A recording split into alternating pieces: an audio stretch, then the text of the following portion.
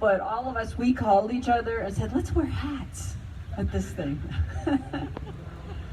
It's really great to be here, for us to be together again in person from all our travels near and far, in Kerouac Park, which is truly a sacred place, certainly sacred in the holiness of Jack Kerouac's writings, but also the many people who've come here and filled it with joy, and including in the course of Lowell Celebrates Kerouac festivals in the past. And I just wanted to say their names out loud, those who have gone on, but are still here with us, including our friend Richard Hyatt, Alan Crane, my late husband Lawrence Carradini, and of course Roger Brunel, whose memory graces this park in stone and in spirit and substance. So I would like to read a little bit from Kerouac for you. This is a wonderful book I've been carrying around with me all through the festival. It's called Jack Kerouac Book of Sketches. And the story is that in 1951, a friend said to him, well, you're so descriptive, and I'm paraphrasing here, you should make sketches of the things that you see, but with words. So that is the origin of the story of this book. And I've been reading from a somewhat long passage dedicated to his brother Gerard, whose spirit stayed with him very closely throughout his life, and who inspired much of his writing and I believe much of his mission. So this is from that portion, and it's called The Death of Gerard. But as you'll see, it's really about life. Job at the middle of Gregoire Street in Lowell. In a night before I was born, the months flying millionfold around, the dense happiness of timeless reality and angels, the incoming soaring whirlwind cloud of thoughts, eyes, the whole shroud, Blakean wind, and the voice in the wind saying, Tijon, va venir au monde, et va se voir les mystérieux, et va se voir les mystérieux.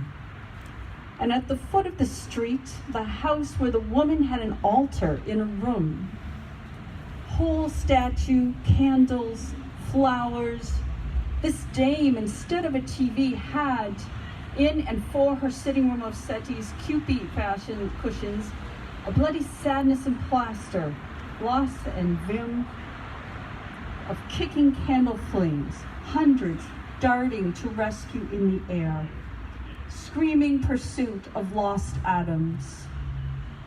The mist of the night, the river beyond, the dull street lamps, the pit of the universe, not only like the Mass of St. Mary Carney in another room, and those of you really familiar with Kerouac's books will know the name of Mary Carney very well, and she is repeatedly the inspiration of Maggie Cassidy.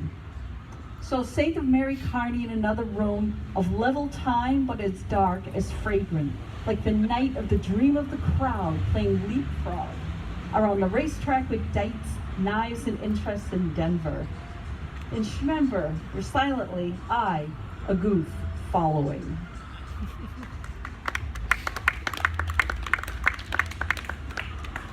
Thank you so much.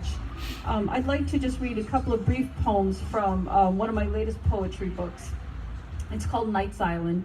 I do have a few of them for sale with me, and I'll be giving some of the proceeds to Lowell Celebrates Kerouac to help them carry on with their amazing mission was work and hard work, I understand so well, that makes this festival go and keeps it alive and keeps all of us alive.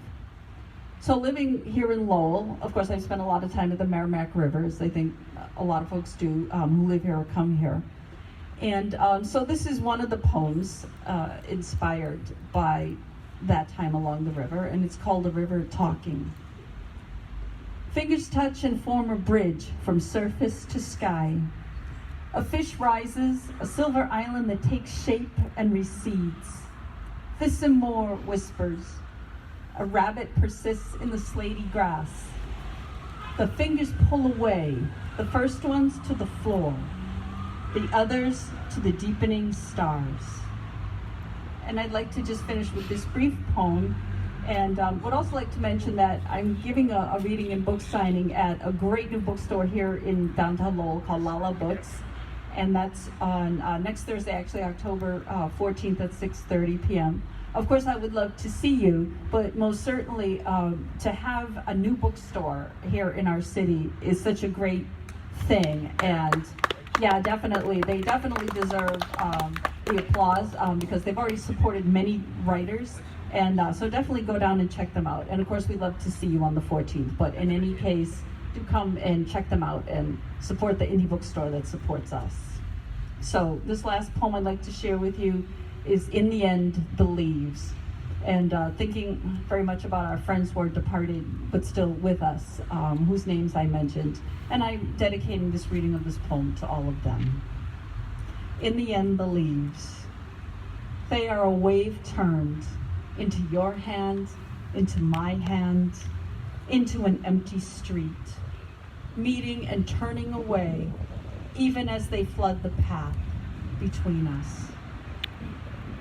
Thank you so much for listening.